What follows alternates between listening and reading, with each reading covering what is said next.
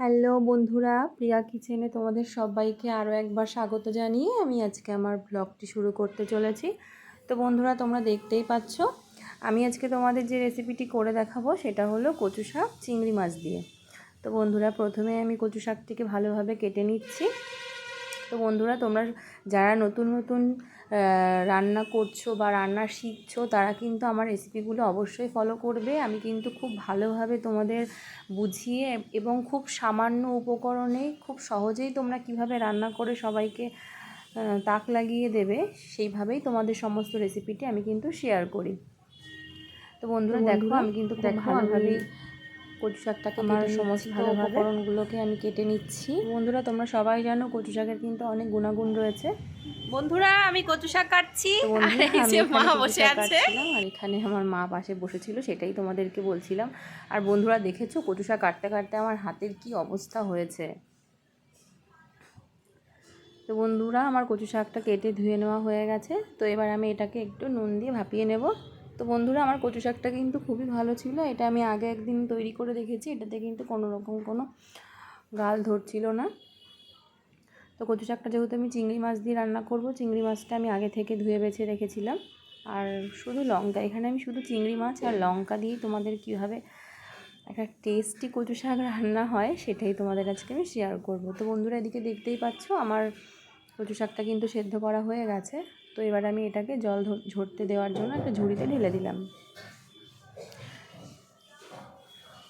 বন্ধুরা, একটু চেপে চেপে জলটা আমি নিংড়ে নিয়েছি এর থেকে। তো ওদিকে কচু শাকটা ঝরতে রয়েছে জল, আর এদিকে আমি কড়াইতে তেল দিয়ে দিলাম।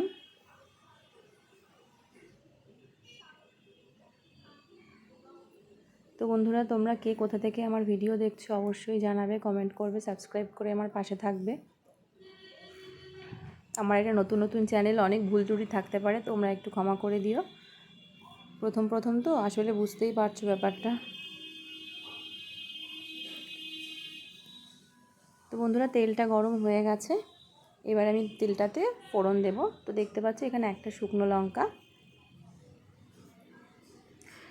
আর কিছুটা পাঁচফোড়ন আমি ফোড়ন দিয়ে নিলাম। তোমরা যারা পাঁচফোড়ন খেতে পছন্দ করো না তারা সাদা জিরে দিতে পারো, তবে পাঁচফোড়ন দিলে কিন্তু স্মেলটা বেশি ভালো আসে।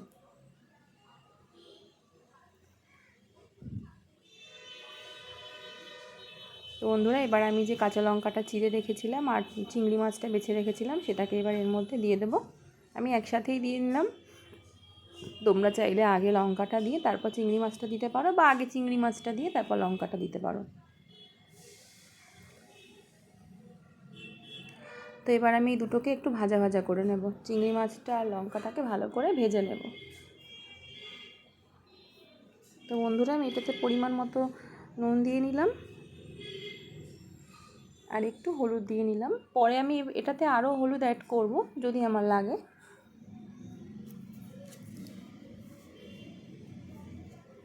দেখতেই পাচ্ছ বন্ধুরা, খুব ভালোভাবে আমি মাছটাকে ভেজে নিচ্ছি।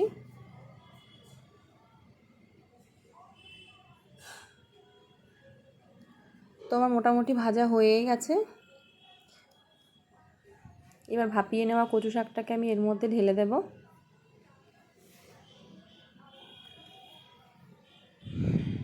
তো বন্ধুরা, তোমরা সবাই জানো হয়তো, আর যারা যারা জানো না তারা জেনে রাখো, কচু শাকটা কিন্তু ভাপিয়ে নেওয়ার পর যখন কড়াইতে দেওয়া হয় তখন কিন্তু তার থেকে একটু জল ছাড়তে পারে। তো সেক্ষেত্রে তোমরা যখন ভাপিয়ে নেবে তখন কিন্তু তার থেকে ভালোভাবে জলটা ছেঁকে নেবে। আমি কিন্তু জলটা চিপে নিয়েছি, তবুও দেখো আমার কিন্তু অনেকটাই জল ছেড়েছে। তো বন্ধুরা, এখানে আমি আর একটু হলুদ দিয়ে নিলাম। তো এবার এটাকে খুব ভালোভাবে নাড়তে হবে। যতক্ষণ না জিনিসটা কড়াই লাগা লাগা হচ্ছে ততক্ষণ আমাদের কিন্তু এটাকে নাড়তে থাকতে হবে। তো জলটা যখন পুরো শুকিয়ে আসবে তো তোমরা দেখতে থাকো, দেখলেই বুঝতে পারবে। এখনও কিন্তু আমার মোটামুটি রান্নাটা কিন্তু হয়নি, এখনও কিন্তু একটু একটু ভেজা ভেজা ভাব রয়েছে। আমি আরও ভালোভাবে জলটাকে টানিয়ে নেব। বন্ধুরা, ভেজা ভেজা থাকলে কিন্তু গলা ধরার সম্ভাবনাটা অনেকটা বেশি থাকে। আর যারা কচু শাক খেতে পারো না বন্ধুরা, তারা কিন্তু নামানোর আগে একটু পাতিলেবুর রস চিপে দেবে, দেখবে তোমাদের গাল ধরবে না। তো বন্ধুরা, এখানে আমি খুব সামান্য পরিমাণ চিনি দিলাম। তোমরা যে যেরকম মিষ্টি খাও সেইভাবে চিনিটা দিয়ে নেবে।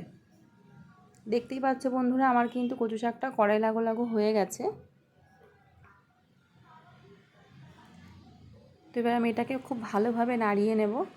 তো বন্ধুরা রান্নাটা কিন্তু খুবই সহজ, খুবই সাধারণ এবং খেতে কিন্তু খুবই টেস্টি। এই না যে আমি অল্প মশলা দিই বা কিছু বলে আমার রান্না খেতে খারাপ হয় বা কিছু। তোমরা বন্ধুরা আমার ভিডিও যারা দেখো তারা নিশ্চয়ই আমার রান্না দেখলে বুঝতে পারো। তো বন্ধুরা আমার কিন্তু এটা একদমই রেডি হয়ে গেছে। এবার আমি এটাকে নামিয়ে নেব।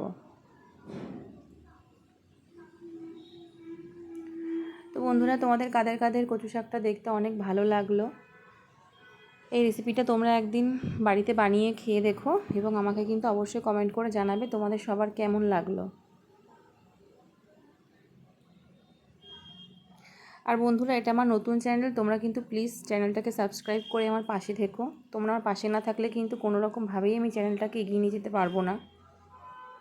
তো বন্ধুরা কচু শাকটা কিন্তু দেখতে অনেক সুন্দর হয়েছিল আর খেতে কিন্তু অনেক ভালো হয়েছিল। যেহেতু আমি ভয়েস ওভারটা পরে দিচ্ছি তাই তোমাদের জানিয়ে দিলাম।